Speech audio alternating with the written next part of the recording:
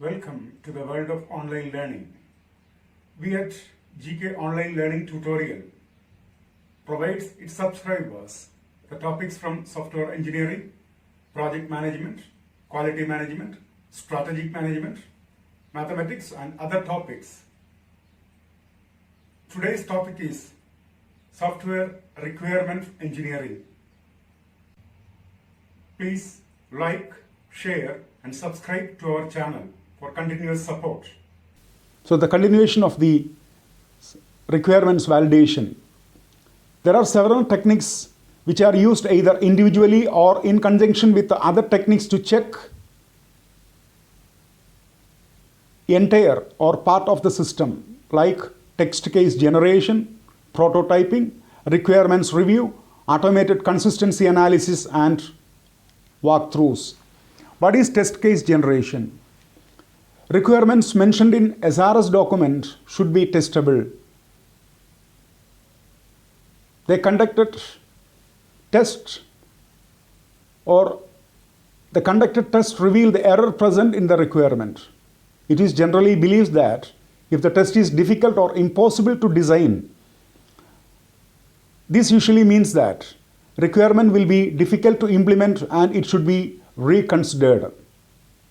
Or in other words, test generation is the process of creating a set of test data or test cases for testing the adequacy of new or revised software applications. Test generation is seen to be a complex problem, and though a lot of solutions have come forth, most of them are limited to toy programs. Prototyping. In these validation techniques, the prototype of the system is presented before the end user or customer. They experiment with the presented model and check if it meets their needs. This type of model is generally used to collect feedback about the requirement of the user. Prototyping is normally used for validating and eliciting new requirements of the system. This helps to interpret assumptions and provide an appropriate feedback about the requirements to the users. For example, if the user have approached or approved a prototype which consists of graphical user interface, then the user interface can be considered validated. Requirement reviews. In this approach, the SRS is carefully reviewed by a group of people, including people from both the contractor organization and the client side.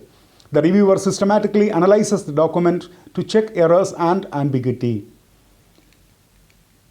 A requirement review is a manual process that involves people from both client and contractor organizations.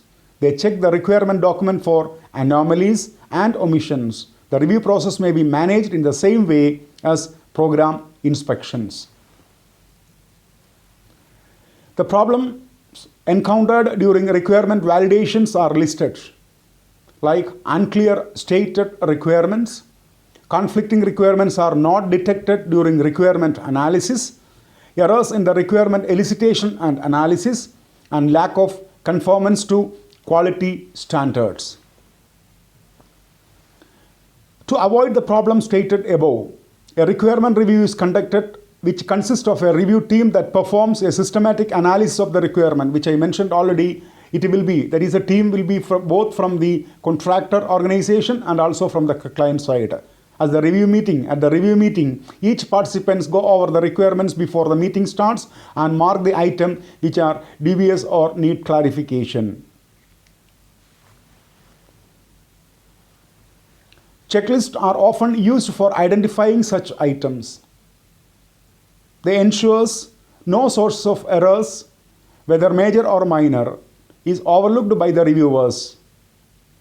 So some of the checklists are given below. Is the initial state of the system defined? Is there any conflict between the one requirement and another? Are all requirements specified or the appropriate level of abstraction? Is the requirement necessary or does it represent an add-on feature that may not be essentially implemented? Is the requirement bounded and has a clear definition meaning? Is each requirement feasible in the technical environment where the product or system is to be used? Is testing possible once the requirement is implemented?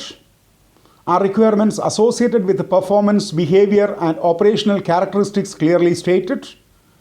Are requirements patterns used to simply the requirement model? Are the requirement consistent with the overall objective specified for the system or product? Have all hardware resources been defined? Is the provision for possible future modifications specified? Are functions included as desired by the user as well as stakeholders? Can the requirements be implemented in the available budget and technology? And all the resources are of requirements of any system model created, that is stated clearly. If you are getting a positive reply for all these kinds of questions, that means your validation is perfect or your validation is correct. And then comes automated consistency analysis. This approach is used for automatic detection of an error such as non-determinism, missing cases, a type error, and circular definitions in requirement specification. For example, like case tool, which we will discuss in the coming parts. Walkthrough. The walkthrough does not have a formal definition procedures and does not require a differentiated role assignment. Checking early whether the idea is feasible or not. Obtaining the opinions and suggestions of other people. Checking the approval of others and reaching an agreement. This is the end of the session. If you are having any queries, please write to me. Please like, share and subscribe to my channel for continuous support. Thank you.